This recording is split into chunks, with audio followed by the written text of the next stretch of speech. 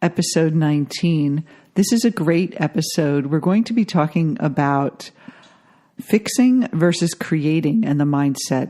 If you ever got caught up in trying to fix yourself in order to find love or get the success you want, you don't want to miss this episode. It's going to be really fantastic. So hang on. Welcome to Creative Love Radio with Debbie and Dr. Rob.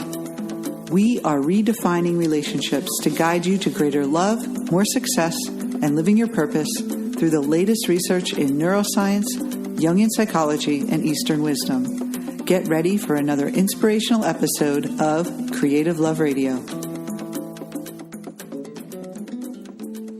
Episode 19 already, Rob. What do you think? It's about time. It's about time. We're getting up there. Great reception for Creative Love Radio. And today is about the creating mindset versus the fixing mindset. Oh, yeah. We've all been there. We've all been there. Trying to fix the problem. I mean, a lot of it comes from the therapy model because in my own profession, though I love it, we're very guilty of framing everything as a problem to solve, pathologizing the situation, et cetera, et cetera. And also the ego, the way it works is that it looks for problems to solve.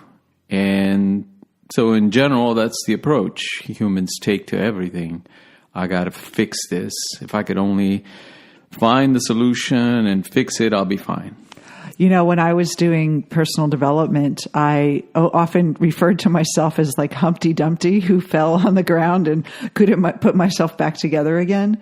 And every time I had a breakup or a bad relationship or just feeling lonely around the holidays, I'd always think, what is wrong with me? And why can't I find this love? And I'd go to these seminars and they'd be like, well, you got to deal with your father wounds and your inner child has to be healed. And I felt like, oh my God, my inner child, she's been through a lot.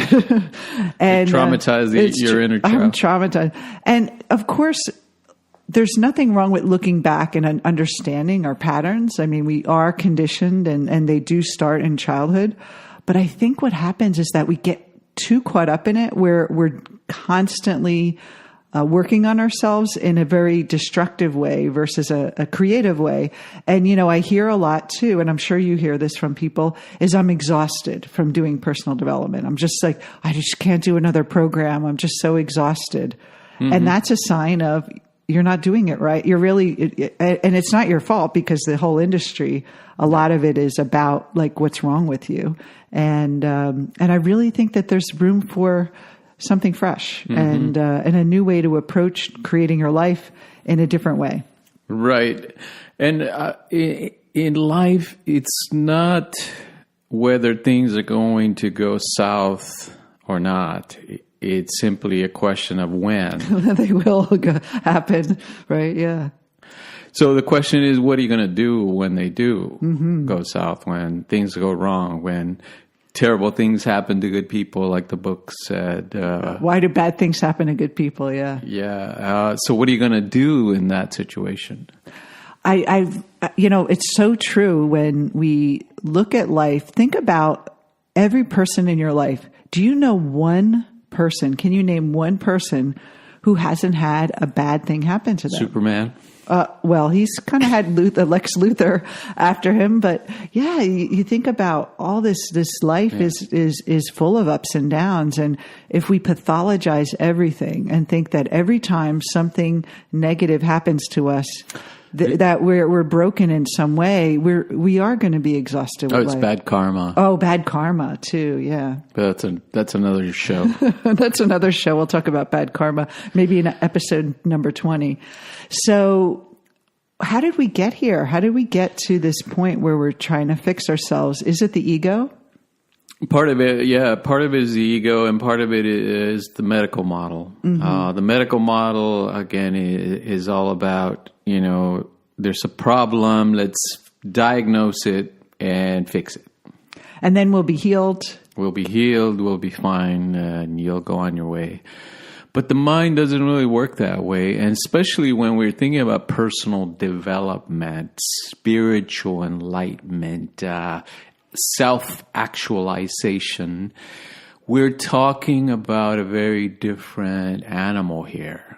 This is about possibility. It's about creativity, about potential, yeah. in a much deeper realm than that external fixing mechanical approach to life. And so let's give an example. For me, when I would be dating and I was visualizing my ideal partner and I was doing my little worksheets of what my limiting beliefs are. And then I'd go out and I'd have a bad relationship or the person wouldn't call. And then it was like, oh, back to the drawing board again. Look, what do I have to heal now? And even the people around me, like the helpers, my healers around me were always like, well, we let's dig into the wounds. And it just was really, after a while, it just felt like I wanted to cry. Like I didn't want to go to another workshop. And it is exhausting. So if that happens to you, what you do instead of blaming yourself, because we all know that we create our life. We've heard that. Everyone has seen The Secret by now. I think, 50 million people on the planet have seen it. And they think, well, our thoughts create our life, for sure. But we can't blame ourselves when bad things happen, and we can't in a victimized way. So again, the scenario is you're dating and you meet someone you're really excited about. Things are going well, and then they ghost you or they stop calling or they decide they go back with their old girlfriend or their wife or whatever. And you're like, oh, okay, how did I create this situation? There's a different way to look at it instead of this, what's wounded in me or where are my blocks, so that I could have what I want. And the first step is seeing the situation as not that you caused it, but what the cause really is the emotion you have and the response to that result. That contains a clue. So you're using it in more of a creative way versus a healing way. Well, yeah, I mean, the meaning we ascribe to situations is all in our head, basically. In other words, every situation is neutral. Yes. And people will argue against this until they're blue in the face. Yes. Because it's their life. And they're saying, you don't understand, Debbie. You just don't understand. You never had this happen to you. Right. But it's a phenomena that our senses create, that it appears that the external situation is the one that's causing us the stress, the problem, the trauma, whatever we want to call it. But in reality, it's our reaction to it. It's our mindset, our mind projection onto it that is creating that meaning. It's infusing the neutral situation with meaning. But that meaning is derived from our internal consciousness. And that's really when we say you create your life, is that you will make that mean something, good or bad. And then and especially the ego will make it personalized that, oh, I'm bad because I didn't have this person never called me again. There's something wrong with me. And that dialogue goes in, and then it reaffirms all these ideas about yourself. And then again, you go to the next relationship and it's wash, rinse, repeat. But it's not about fixing yourself, but it's about understanding it's your mind that's creating it in the first place. And your mind is actually a beautiful tool. It's just that you're not learning how to use it. And so when we think about fixing versus creating, what we're doing is we're using the mind instead of it's this terrible broken system as it's a perfect system. And if I can understand it, I can learn how to use it. It's just like a guitar. If you never played a guitar before and you picked it up and you're playing it and it's really off tune, you just haven't learned how to play the guitar yet in the way that will make beautiful music. And so that's really what we're doing with our mind, is we're actually helping us use the instrument and make beautiful music with our life. And what is life? What is happiness? It's inside of us. It's not out there. And I know people will tell you, but I really want a relationship, Rob. I really want that companionship. I really want love in my life. Why am I getting this result? It's something I really want. Why is it a bad thing to want those things? Yeah. And it's a function of a couple of elements, right? First, that we're projecting the meaning externally. So we're thinking, I don't have any power because the power is out there. That's if, the broken situation is what's causing me the pain, not my own mind. Therefore, I can't do anything about it. But that's a misperception. I love what you just said. The broken situation, we interpret it as we're broken because we're looking at the situation out there as broken, and then we think we're broken. That's awesome. Very good. Very wise. So if we don't have any power over it because we're projecting it, then we can't change it, right? Therefore, we reinforce the idea that I'm helpless in this situation, and it appears to be beyond my control. Now, if we take responsibility, and that's where some people get into the fixing thing, right? That or the blaming. They think I'm at fault for this. But remember, the meaning ascribed to the situation is arising from our own mind. So if we understand it correctly, meaning that it's neutral, it's simply that our mind is projecting a brokenness onto it. Now we're understanding the mind correctly. That it's not necessarily broken. It's not necessarily a problem. So when I take responsibility, I'm not saying I caused the great problem in my life. Yeah. It's simply that the way I respond to this situation, to this neutral situation, is up to me. I can either respond to it as a brokenness or as a creative situation or as a creative potential or opportunity. And how you do that is, of course, the external situation is reflecting something in your mind. You can make the story about it being broken, or you can make the story about there's something in me that reflected this situation that is showing me something that I can't see, because the situation is really what's the truth about what's in us unconsciously. It's an opportunity to see our unconscious mind. It's our opportunity, but not to fix the unconscious mind because it's working perfectly. It's to learn to change the instrument of our mind to create what we want. Right. So if it's neutral and we are basically dealing with a blank canvas, then that's where we need our imagination. Yes. Instead of buying into, let's say, our reaction to it, our reaction to the situation.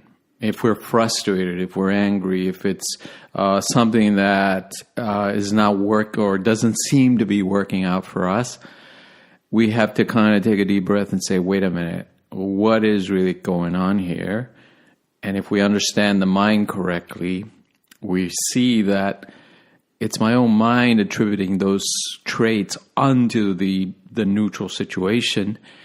Then I can say, how can I use this creatively? Yeah, it's a neutral, so you can use it to fix or you can use it to create. Yep. And people will argue, but isn't, illness or not having a job or being lonely, isn't that inherently bad? Is that a problem? Yeah, exactly. To be fixed, yeah.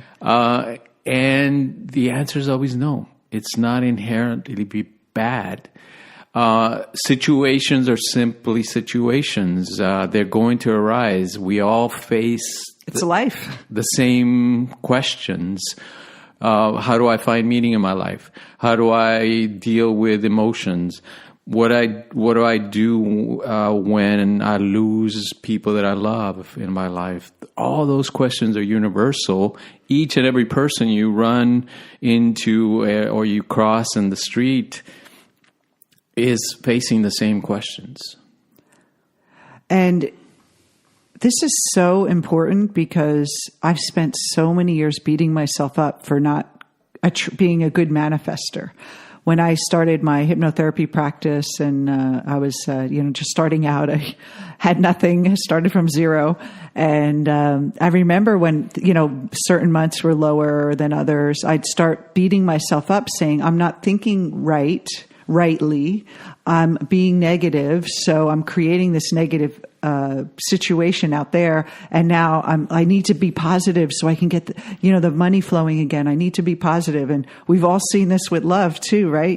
You're not getting any dates, you're getting the wrong dates, and you're starting to really beat yourself up saying, why is this happening to me? What am I doing wrong? Right? Instead of saying, what am I doing wrong? You have to ask the question, how can I use this in a creative way? That's it. How can I use a situation in a creative way? How can I use it to see the reflection of my mind and use my mind as an instrument to play the song I want to hear? And also know that life is not just, you're never going to have everything perfect in your life. If you look back, I could tell you, name one person who has a perfect life, who has a complete loving well, besides you and I, Rob. No, just kidding. We all have challenges where we have parents that get ill. We have parents that pass away, tragedies in our families. We have friendships and business dealings that don't work out the right way that we want to. And it's never, ever perfect. And I think human beings, this ego of ours, is telling us this little lie that one day everything's going to line up and everything's going to be perfect, and that one day you can relax. Yeah. There's another phenomenon that occurs with that fixing mentality is that when things are going right, in quotes, when things are going right, you're always anxious that they're going to go wrong. Yes. Right? You're always waiting for the shoe to drop because you know that life is a problem, because that's the mindset that you have, that fixing mentality of, I got to fix things to make sure everything's aligned on the right side of the column. And that's not going to ever happen. And if you think about the difference between the fixing mindset and the creating mindset, is the fixing mindset is the ego, who sees only things as limiting, and is reacting to old patterns and is in fear and is constantly feeling separate from everything and not spiritually connected.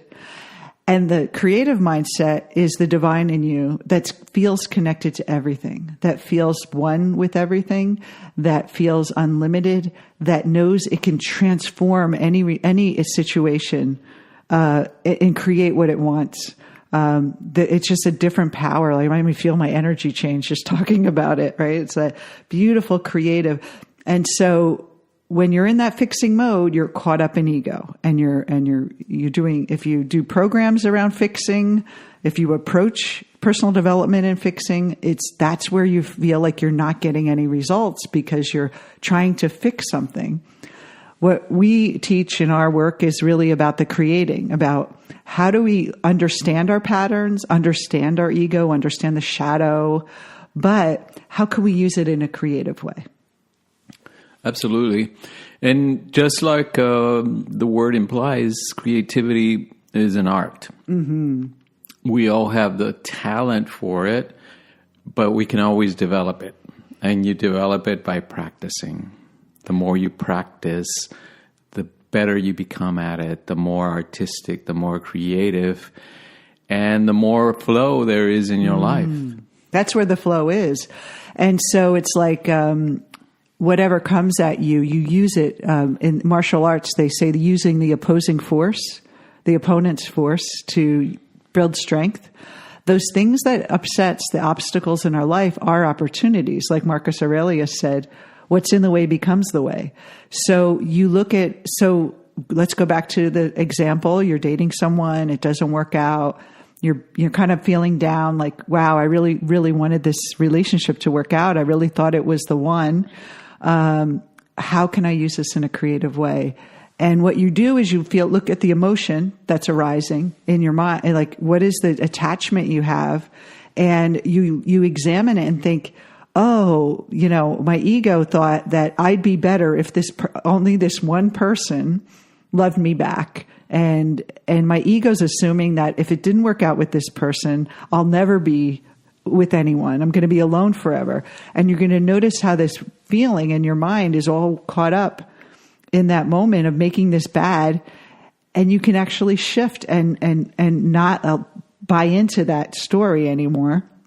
Let that feeling be there, and notice that you want to find a way to attract someone in your life, not from filling up the void or making yourself feel better about yourself or feeling that kind of hooked into someone else and then I can feel secure. It's like, how can I think of a new way to attract or visualize or desire love outside of this kind of hooked in pain, the discomfort of being alone?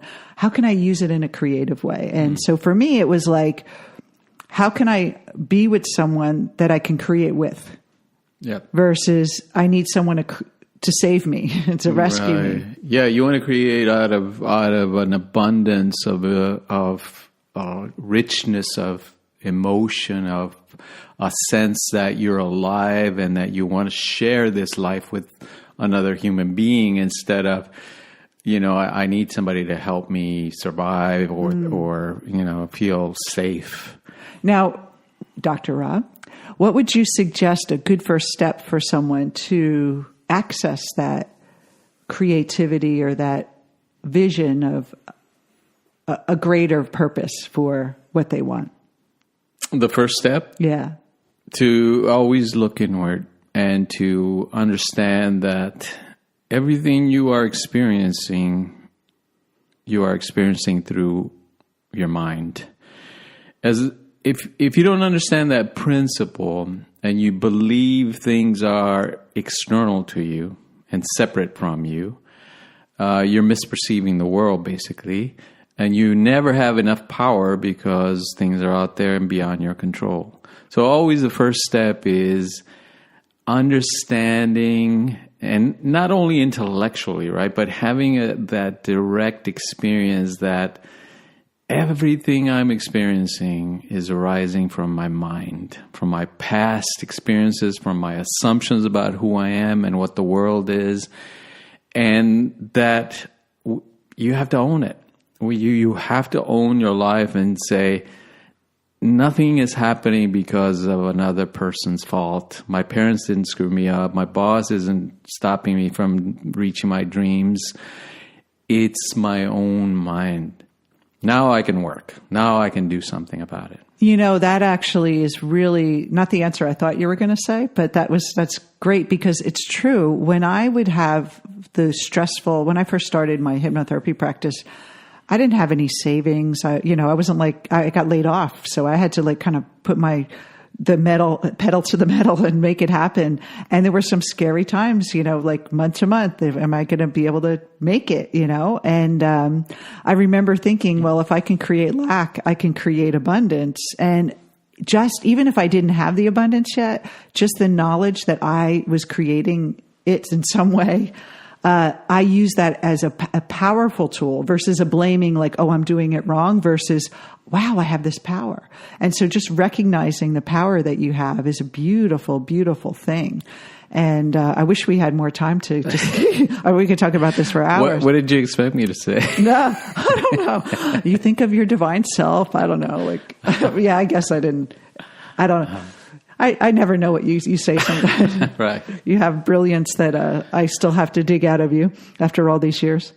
So we really, I wanted to have this conversation today because I've been seeing so many people ask in our courses and when our clients have things that show up in their life, why am I creating this? And almost like a panic and a fear around, I need to fix this right away. And that kind of feeding it with fear, the results versus stepping back and seeing it as neutral and saying, okay, it's my mind's creating this.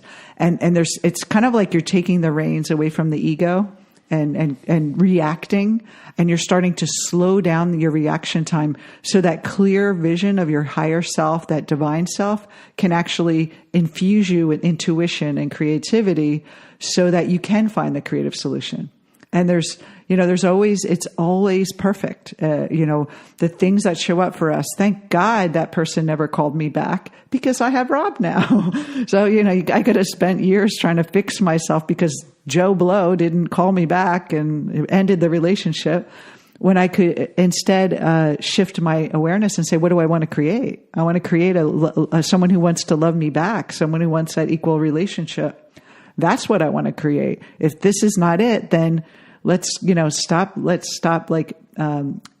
analyzing it and beating ourselves up about something that's not what we really want in the first place. Right? So before we go, also, we have something really exciting coming up in 2018. We have a new program called Evolve, leadership program. We'll be doing some webinars and some Facebook Lives around it. We'll talk about it more on our future podcasts. But if you're interested, go to debbieandrob.com and click on the tab that says mentoring programs, and you'll find out about it. You can apply, and it's by application only, and it's for women to basically go through her journey. It's my version of the hero's journey for her. And of all the knowledge and wisdom I've learned over the years of being a corporate person, and then also owning co-owning our company together and running the marketing and understanding sales and even relationships and working with people and understanding the Gita and the Eastern philosophy that created. And Rob is going to be teaching it with me, and of course adding his own deep guru-ness into it. But it's going to be a beautiful program, and it's really designed for women who want to be leaders in their life. Even if you've never led anything before, you have a mission in your life, really a beautiful program to help you create. So we hope to see some of you there if you want more information. And then don't forget to join us on our Creative Love community on Facebook. Creative Love Community, just do a search, or on our podcast, you could see the link to come join us and join the conversation, join the other subscribers to our podcast, and have more discussion on this juicy topic.